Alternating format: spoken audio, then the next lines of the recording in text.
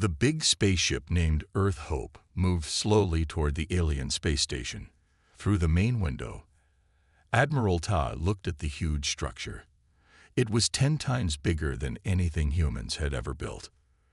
"Are you nervous?" asked Dr. G, who stood next to her, his hands held tight to a case with Earth's science and technology records. "No," said Admiral Ta. "I am ready." But inside, she felt her heart beat fast. This was humanity's first meeting with the Vex Confederation, 7 alien races that had contacted Earth 6 months ago. The aliens had better ships, better weapons, and better technology. Everyone on Earth hoped this meeting would bring new friends and new knowledge. Specialist Han joined them. "Remember, Admiral, these aliens think differently than us. What seems friendly to us might not seem friendly to them." The Earth ship docked with the alien station. Admiral Ta, Dr. G, and Han walked through a long, glowing tunnel. They entered a large round room where 7 different alien beings waited. The tallest aliens looked like walking crystals with 4 arms. Their leader, High Commander Krill, stepped forward. His voice came through the translator machines. "Welcome, Earth creatures. We are pleased you could reach us without breaking your simple ships." Admiral Tai kept her face calm even though the words felt rude. "Thank you for inviting us, High Commander. We bring greetings from Earth." For 2 hours, the humans showed their best technology, their art, their history. Dr. Jai explained Earth's newest space engines and computers. Han talked about human cultures and languages. But the aliens did not look impressed. Some made strange sounds that the translation machines said were laughs. Finally, High Commander Krill held up one crystal hand. "Enough. We have seen enough. Do you have questions?" asked Admiral Ta. "Yes. How did such simple primates even leave their planet?" Krill asked. All the aliens made the laughing sounds again. Dr. G's face turned red, but he stayed quiet. "We work hard," said Admiral Ta. "We learn. We build. We improve." "Charming," said Krill. "Now let us tell you how things will work. Earth will become a protected world under our care. You will give us some of your resources, just water, metals, and a few thousand humans each year for study." "And what do we get?" asked Han. "You get to live," said Krill. "Is that not enough?" The room felt cold. Admiral Ta stood straight and tall. "We will take your offer back to Earth's leaders," she said. On the trip home, Dr. Jai studied the scans of the alien technology. "They're advanced, but I noticed something. They focus on luxury, not strength. Their ships are big and fancy, but have weak points." Han nodded. "And they're so sure they're better than us. They didn't even try to hide their plans or weaknesses." Admiral Ta looked out at the stars. "They think we are weak because we are young. They laughed at us today." She turned to her friends, her eyes hard and determined.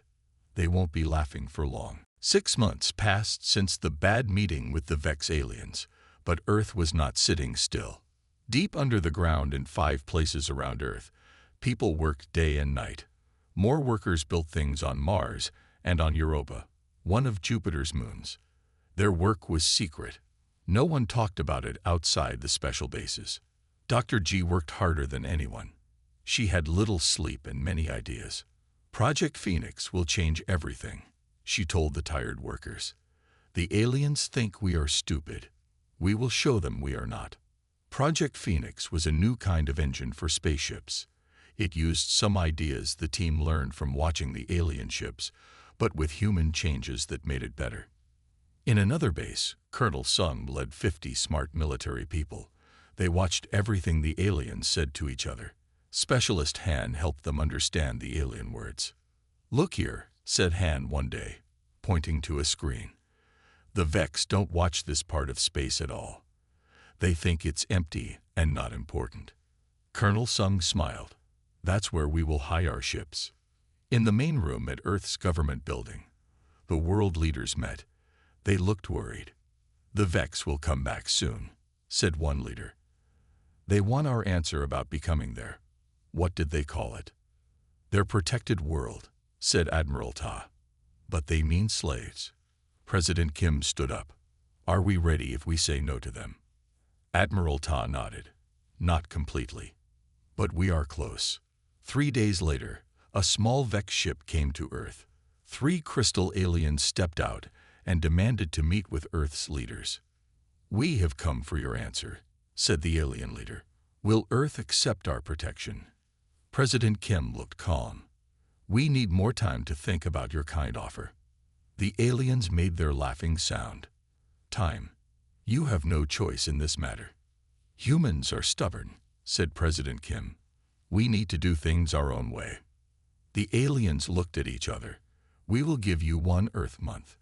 Then we will come back and show you our power. If you don't agree, we will take what we want anyway. When the aliens left, Admiral Ta got an important message. It came from Captain Min, who was testing the first new warship with Dr. G's Phoenix engine. The message said, Phoenix flies better than we hoped. The weapons work perfectly. We are ready. Admiral Ta called President Kim right away. The Vex think they have us trapped. They think we will give up. But our first ship is ready, and 9 more will be ready in 2 weeks. President Kim's face looked serious on the screen. Will 10 ships be enough against their fleet? Admiral Ta thought about the crystal aliens, and they're laughing. They don't expect us to fight at all. And they really don't expect what these ships can do. In the dark space behind Mars, Captain Min looked at Earth's first real warship. It was sleek and black. It didn't look like any ship humans had built before. The Vex think we're just scared apes, he told his crew. Let's get ready to change their minds. High Commander Krill stood on the bridge of his biggest ship. 20 other Vex ships followed behind. This was the teaching fleet, coming to show humans their place in the galaxy. Are the humans ready to obey us now? Asked one of Krill's officers. They will be, said Krill, after we destroy one of their cities. A worker alien at a screen looked confused. Sir, I see strange energy near Mars. It's not normal. Krill waved one crystal arm. Just human nuclear tests. Nothing important. The Vex fleet moved past Mars, heading to Earth. No one noticed the dark shapes hiding behind Phobos, one of Mars' small moons. Admiral Ta stood on the bridge of Earth's first warship, the HFY Defiance. 4 other warships floated nearby. All ships ready, said her communications officer. Admiral Ta took a deep breath. Begin Operation Surprise. 5 black ships, shaped like arrows, shot out from behind Phobos. They moved in ways no human ship had moved before. The Phoenix engines glowed blue as the ships went faster than anything the Vex had seen from humans. On his ship, High Commander Krill couldn't believe what he saw on the screen. What are those? Humans can't build ships like that. Sir, they're attacking our rear ships. Captain Min led 2 ships that targeted the Vex communication devices. His weapons hit with perfect aim. Suddenly, half the Vex fleet couldn't talk to each other. Commander Sun's ships fired special electromagnetic pulses. These pulses didn't hurt humans, but they made Vex weapon systems stop working. Our main guns are dead, shouted a Vex officer on Krill's ship. 3 of our ships can't move at all. High Commander Krill's voice shook. How is this possible? They were primitives just months ago. The HFY Defiance moved right in front of Krill's ship. The human ship was smaller but looked deadly. Admiral Ta's voice came through all Vex communication systems. High Commander Krill, you thought we were weak because we were patient. That was your mistake.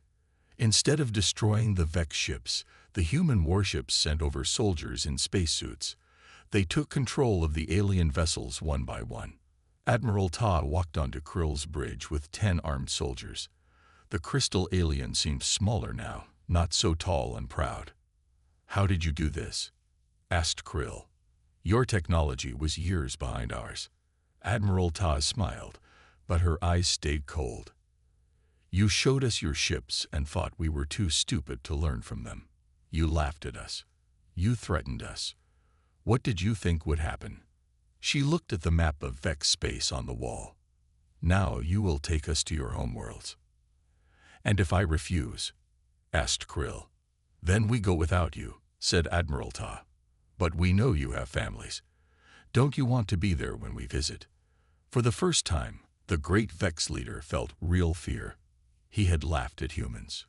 He wasn't laughing now. News of the human victory spread fast across Vex space. The other Vex ships and planets prepared to fight.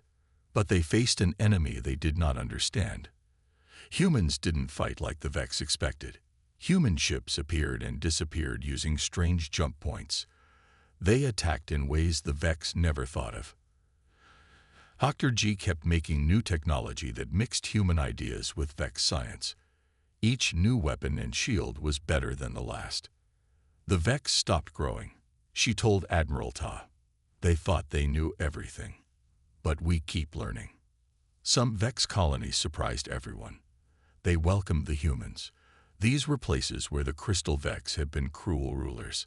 Lieutenant Du led talks with 3 other alien races who had been forced to serve the Vex. Help us, they said, and we will be free together. These new friends gave humans maps and secrets about Vex defenses. The human fleet, now with 30 warships, moved deeper into Vex territory. High Commander Krill sat in a room on the EF's Defiance. He was not a prisoner, but he was not free. Why don't you just destroy us? He asked Admiral Ta. We would have destroyed you. That's the difference between us, she said. We want partners, not slaves. Colonel Sung created a plan called Operation Reckoning. It would be the final attack on the main Vex world. Captain Min would lead a small group of ships right to the Vex central building, while other ships attacked from many sides. The Vex leaders gathered their biggest fleet to protect their home. They had more ships than the humans, but they still didn't understand who they were fighting. Begin Operation Reckoning, said Admiral Ta. Human ships moved in strange patterns the Vex computers couldn't follow. Some human ships seemed to be in 2 places at once. Captain Min's team flew through gaps in the Vex lines that shouldn't have been possible to find. In just 6 hours, the battle was over. The once mighty Vex Confederation that ruled for 1,000 years fell to the humans they had laughed at less than a year before. In the great meeting room, where the Vex once laughed at human technology, President Kim now stood. Around her were the leaders of many worlds, including the 3 races that joined the humans. We could destroy you all, as you planned to do to us, she said to the Vex leaders. Instead, we offer what you never gave us, respect and friendship. She held out a paper. These new rules will create peace. All worlds will be equal. All people will be free. One by one, the alien leaders signed. Later, Admiral Ta stood with Dr. G, Han, and Captain Min. They looked at the stars through a big window. They laughed at us, said Dr. J. They thought we were weak. Humans have always been good at surprising those who underestimate us, said Admiral Ta. That's our real strength. Out in the darkness, stars shined like new opportunities. Humanity had faced its first space challenge and won. And the galaxy would never be the same.